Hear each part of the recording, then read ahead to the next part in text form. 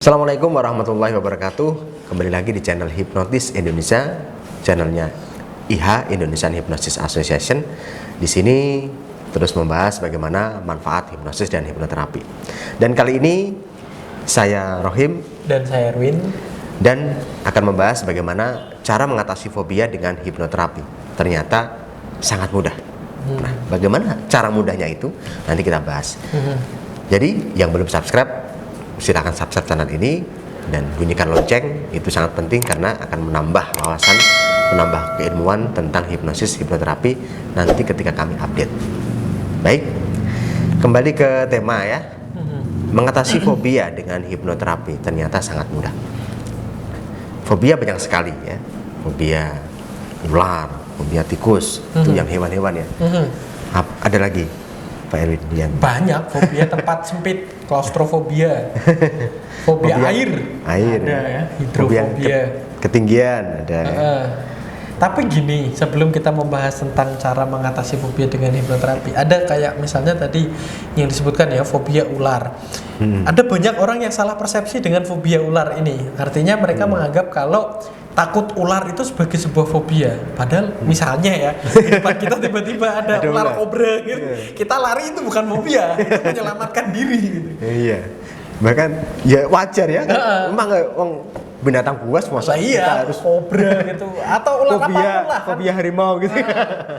Jadi misalnya yang dalam kategori fobia itu yang ular karet misalnya takut, atau ular yang di layar laptop atau komputer aja udah takut, padahal dia itu kan jelas-jelas video. Nah itu bahkan mendengar kata ular gitu ya, langsung keringat dingin. Seperti itu. Ada yang di situ banyak ularnya loh, nggak berani sama sekali ke situ. Nah, itu, padahal baru cerita ya.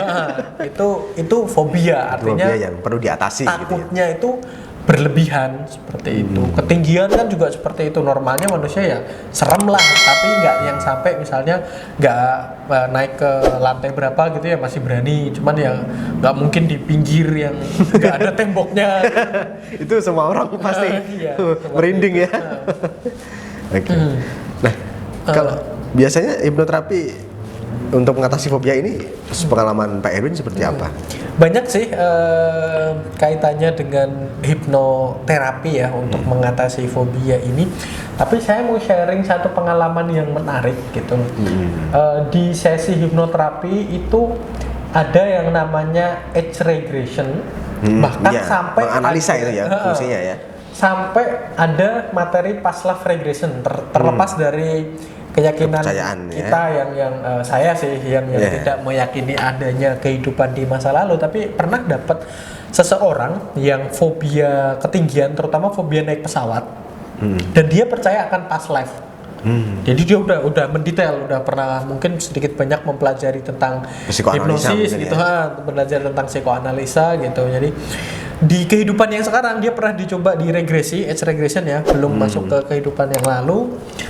Dia nggak ada masalah dengan kehidupannya saat hidup ini, dengan kondisi naik pesawat, karena dia nggak pernah naik pesawat sama sekali seumur hidupnya. Padahal dia sangat diharuskan untuk naik pesawat, tapi dia lebih milih untuk naik kapal yang sampai berhari-hari, yang sebetulnya juga kalaupun kapalnya karam juga kan mati juga. Kan? Kalau sampai kayak Titanic gitu, ini kan mengerikan juga sama kayak pesawat gitu. Nah akhirnya dia bilang past life, ya udah saya terima, saya bantu, saya fasilitasi untuk past life. Dan dalam kondisi hipno dia menceritakan di kehidupan sebelumnya dia itu seorang pilot.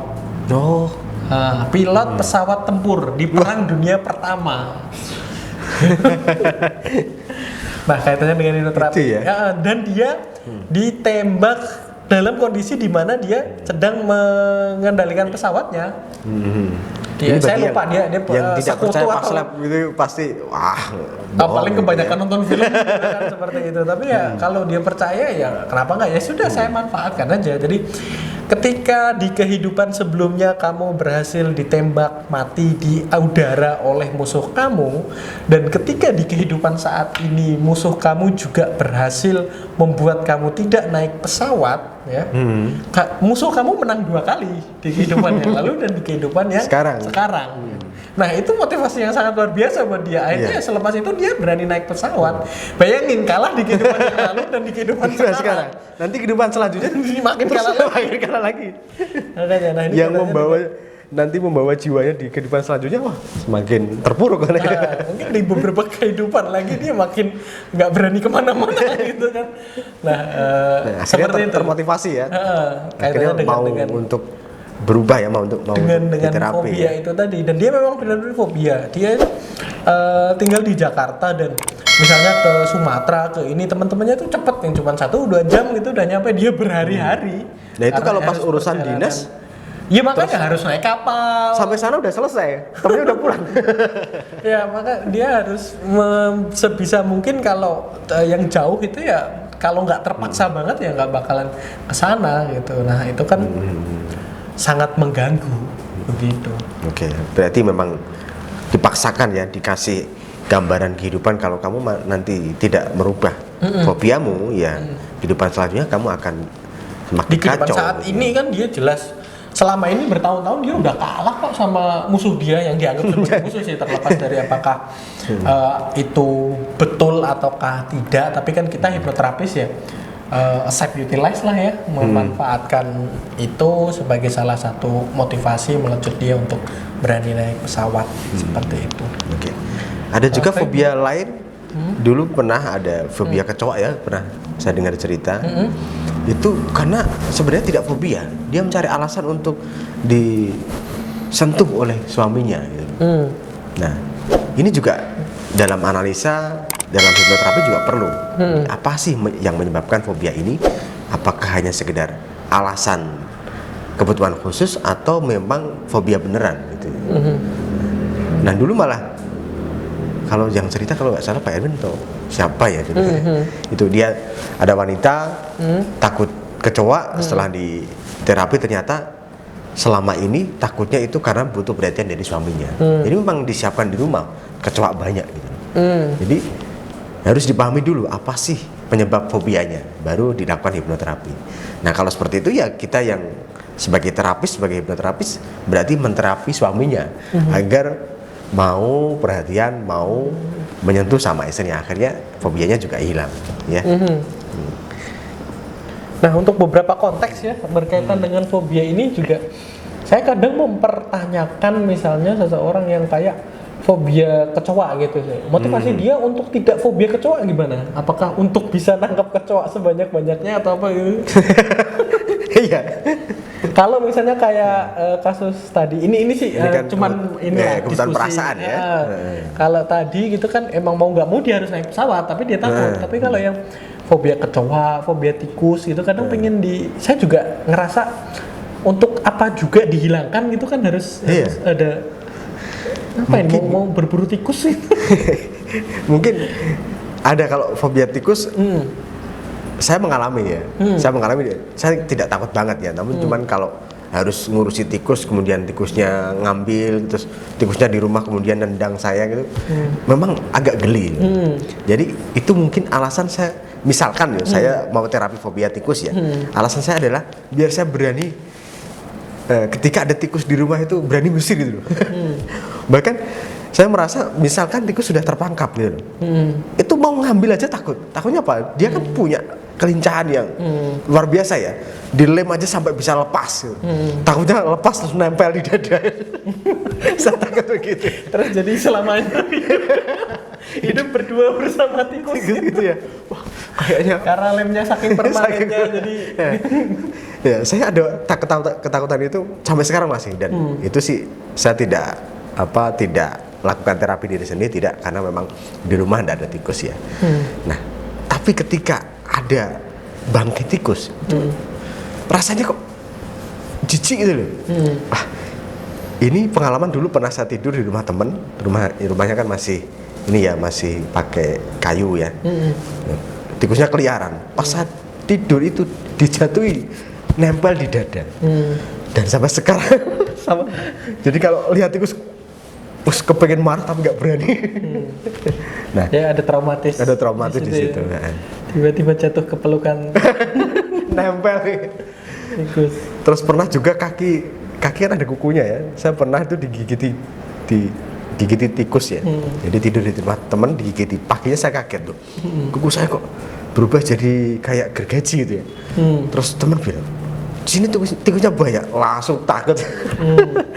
Nah, itu pengalaman fobia tikus saya ya. Tapi dulu pernah ada. Biasa ya dengan macam seperti cuman itu. Kan tidak terlalu parah. Kan gampang. Nggak usah tidur di tempat yang banyak tikusnya, nggak trauma. Nah, yang parah dulu pada saat di Malang ada yang ikut pelatihan IHA itu fobia tikus, orang Sumba kayaknya. Itu kita terapi dengan cara mengakses ketakutannya sampai maksimal. Kemudian kita coblos pakai jarum, dia nggak kerasa, saking maksimal dia nggak peduli dengan apa yang ada di dirinya. Kemudian disuruh buka matanya, kemudian dilihat jarum, dia kaget tuh, kenapa ada jarum nempel di tangan saya. Terus dia merasa, cabut jarum ini. Nah, ketika dia menginginkan untuk dicabut, kita sebagai terapis mensugesti, ketika saya mau cabut dan fobiamu hilang bersama cabutan jarum ini. Nah, dia mengiyakan dan akhirnya sampai sekarang tidak fobia lagi terhadap tikus. Itu juga bisa digunakan untuk mengatasi fobia. Jadi banyak cara ya hipnoterapi. Kita bisa amplify masalahnya atau kita bisa gantikan peran baru.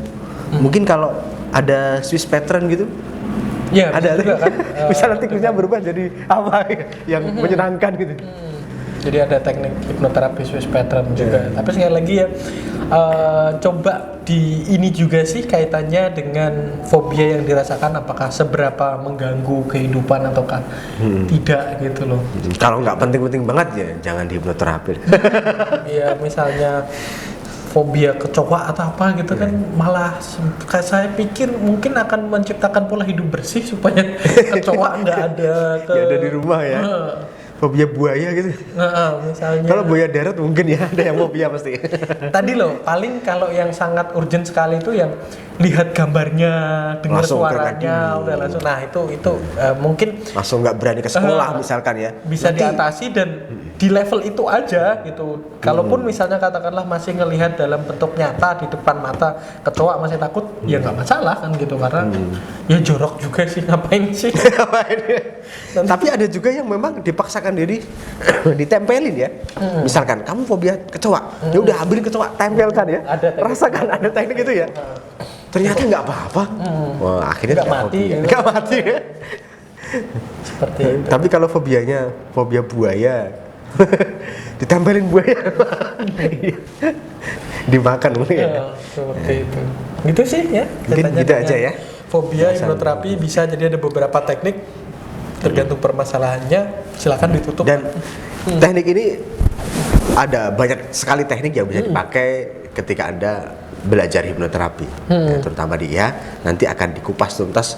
Bahkan di level 2 advanced hipnoterapi itu ada pembahasan masalah-masalah termasuk fobia, depresi, trauma dan sebagainya yang detail bagaimana teknik mengatasi masalah tersebut. Silakan kalau mau ikut, jika berminat untuk mendalami hipnoterapi, daftar aja di pelatihan IHA. Ya, kontak admin di bawah deskripsi video ini dan jadilah hipnoterapi profesional. Terima kasih, mungkin untuk pembahasan ini saya cukupkan, dan apabila ada komen silakan, jangan lupa subscribe dan like ya channel ini. Semangat terus belajar hipnoterapi dan terima kasih.